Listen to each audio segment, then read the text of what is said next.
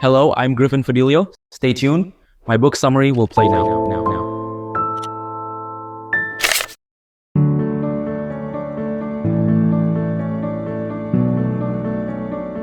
Fahrenheit 451 is the temperature at which paper catches fire.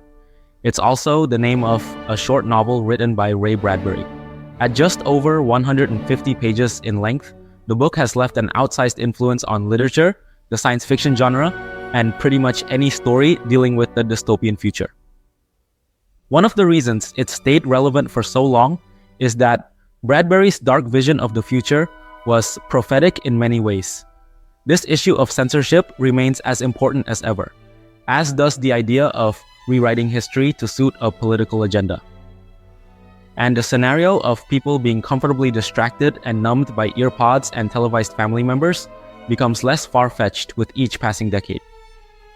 Since the book is cleanly divided into 3 parts, we'll unpack the weighty material in 3 sections that lay out the plot as well as the contemporary issues the author was dealing with at the time. Let's get started.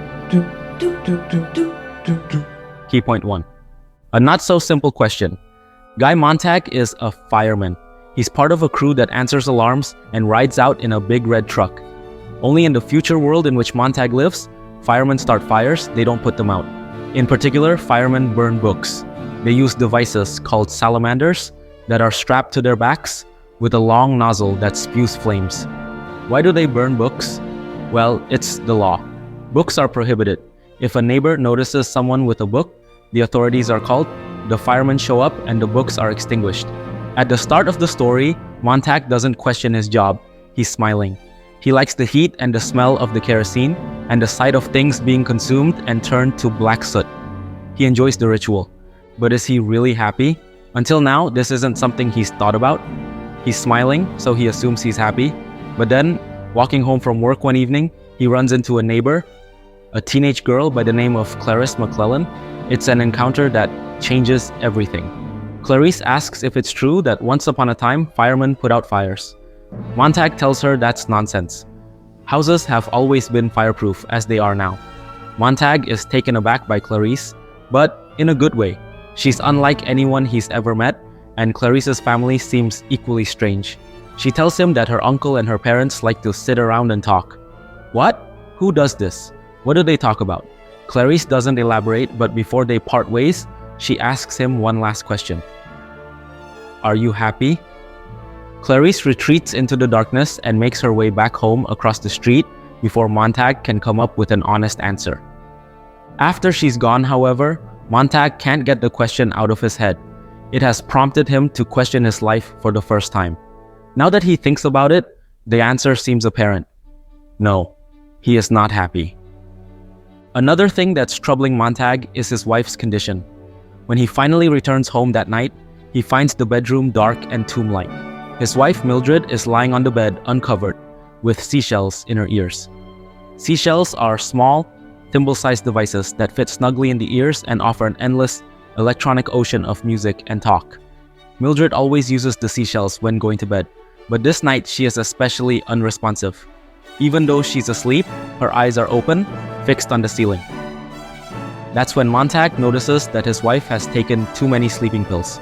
He calls emergency services, who are quickly able to pump Mildred's stomach and give her a blood transfusion. The next morning, Mildred is unfazed. She prepares breakfast as though it were just another day. Montag wonders, was it on purpose or a mistake? Mildred seems confident that she just kept forgetting if she'd taken a pill already, so she took another and another. But Montag isn't so sure.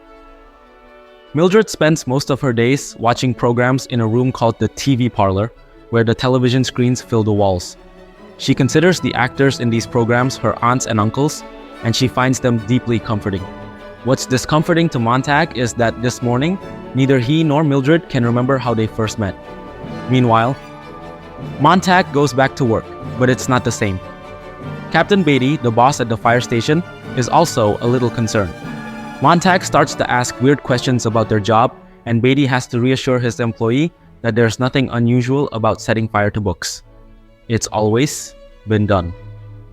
In fact, as Beatty explains, the job goes all the way back to Benjamin Franklin, America's first fireman who led the charge in burning British-influenced books. Over the next week, Montag continues to run into Clarice in the neighborhood, and she continues to fascinate him.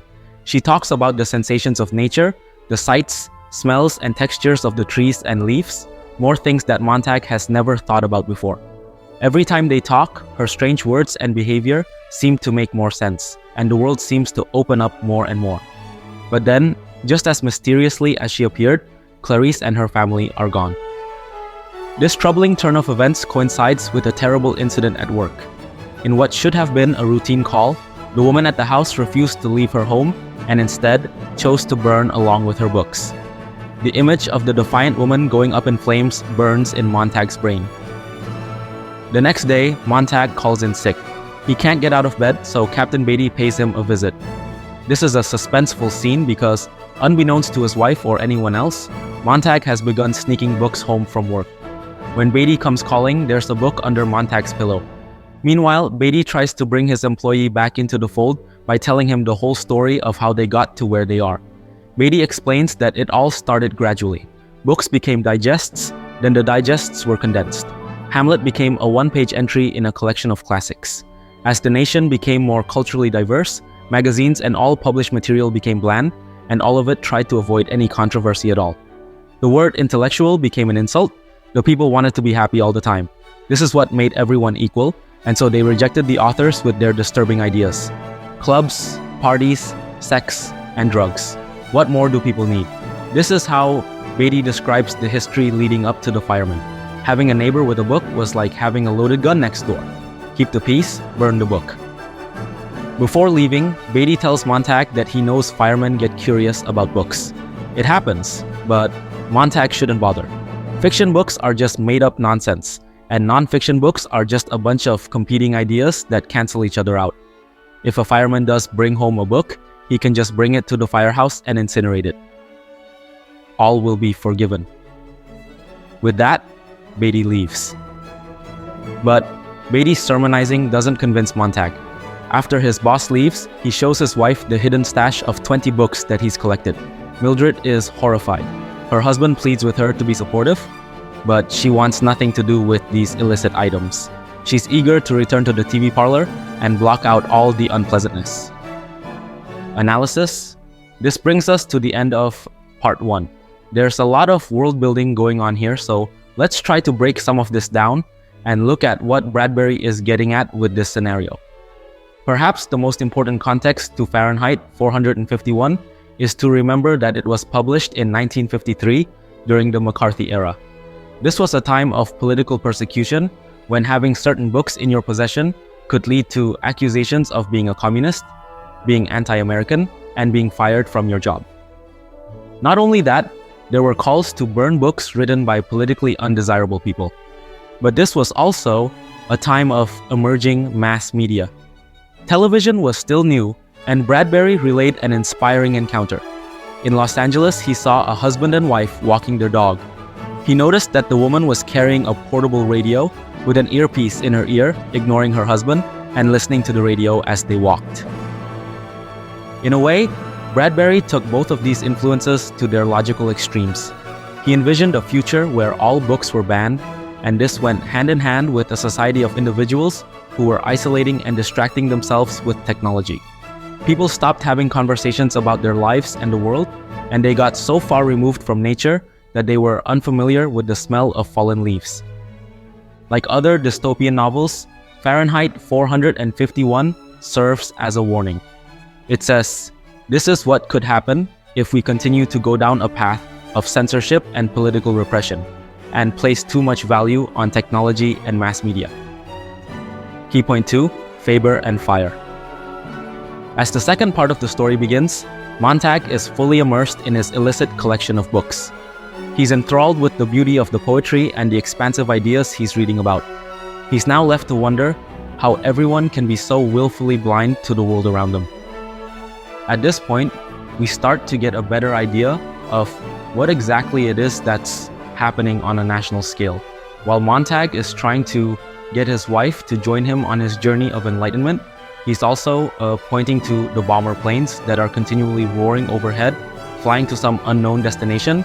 Why is everyone ignoring the planes? Why isn't anyone curious about who's being bombed? He also mentions the fact that there have been 2 nuclear wars already. Nevertheless, Mildred is defiant.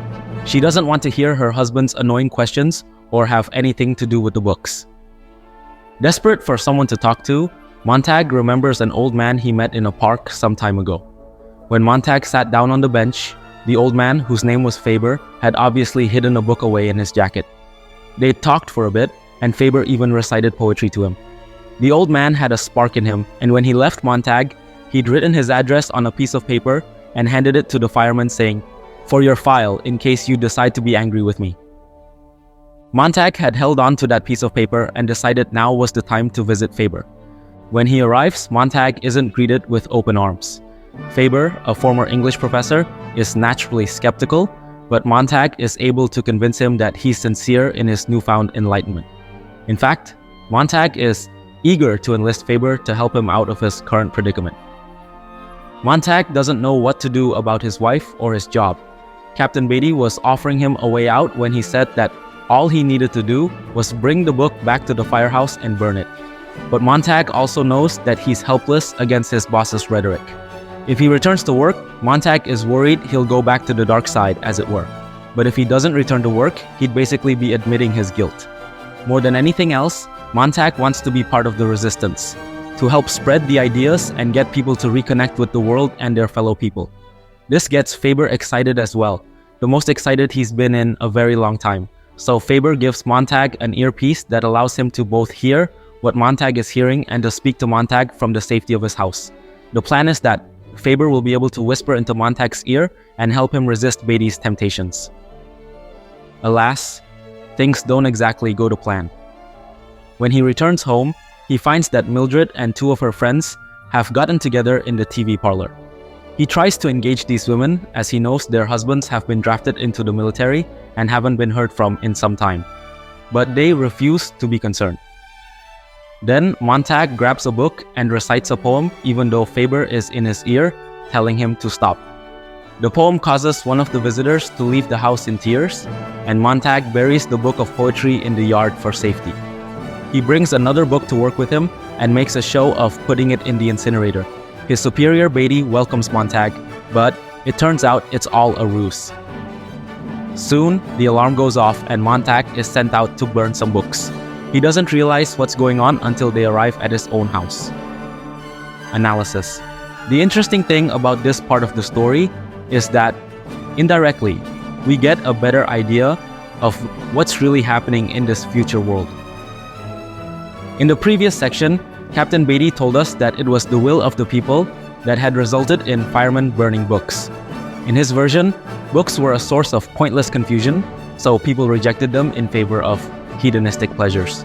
But as we hear about the bombers flying overhead and the cycle of war that appears to be ongoing, Beatty's version falls apart. The more likely scenario is the one Montag has stumbled upon, that society has been set up to prevent people from asking questions. As the books went away, history went away, only to be replaced by a false history that normalizes the current oppression. One of the reasons Fahrenheit 451 continues to be relevant today is because this rewriting of history continues to be a hot-button political issue in different parts of the world. Here we see it being used hand-in-hand with technology that keeps people in a comfortable bubble. So much so that they're not even upset when family members are sent to die in a war that they know nothing about. It's a chilling concept, and one that remains as relevant as ever. In the next section, we'll wrap up the story on an optimistic note. We'll consider how the fearmongers and warmongers tend to bring about their own demise and how this can offer us a light at the end of the tunnel. Key point 3. The keepers of the word. The third and final part of the story starts with a climactic confrontation. Montag learns that his wife had told the authorities about the books, so he complies with Beatty's orders and burns everything in his own house. But when Beatty finds Montag's earpiece and threatens to track down Faber, Montag turns the salamander on his boss and sets him on fire, killing him. Montag rescues the book he buried in the yard and makes a run for it. He's nearly killed by a police car, but Montag escapes and makes it to Faber's house undetected. Faber tells him there are exiles outside the city. he gives Montag directions. Go to the river and follow it to the train tracks. There are communities along the tracks. People like Montag, and with a little luck, he might find them. It does take some luck. There are helicopters and a vicious mechanical hound is on the loose, tracking his scent. With the robot hound right on his heels, Montag avoids capture by jumping into the river and letting the current take him away. He's able to stay under long enough for the police to lose track of him. After some distance, he leaves the safety of the water, spots the railroad tracks, and continues his journey away from the city, which gets smaller and smaller on the horizon behind him. And just as Faber had described, he comes across a community of exiles. As Montag is introduced to the people in the camp, he learns that most of them are former teachers, scholars, and writers. They believe that the war will soon be over and that together they will be able to rebuild. One person is an expert on the works of Marcus Aurelius, another on Jonathan Swift, another on Charles Darwin, and so on. Within them, the flame is kept alive, and the knowledge from these writings will once again burn bright. Indeed, as they stand together in the camp, the bombs start falling on the city on the horizon. At that moment, Montag remembers how he met his wife, and he cries out for Mildred. In an instant, the city is gone. One of the men in the camp mentions the story of the phoenix. As that tale went, the phoenix would burn to ashes, but then rise from those ashes, only to be burnt again. The difference is, this time, they will rise and rebuild, but they won't burn again. Unlike the phoenix, they'll know what went wrong the last time, and they won't burn again. Final summary.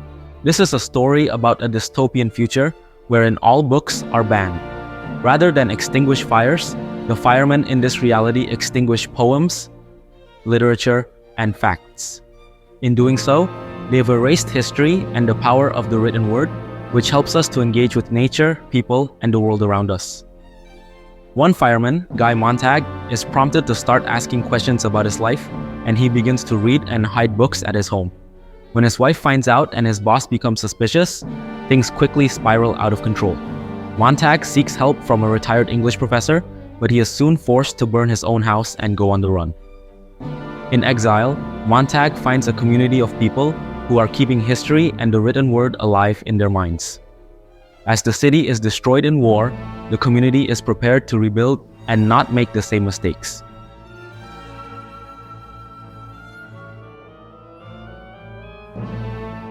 Thanks so much for listening. Please leave us a comment, and if you like my content, please subscribe. We always appreciate your feedback.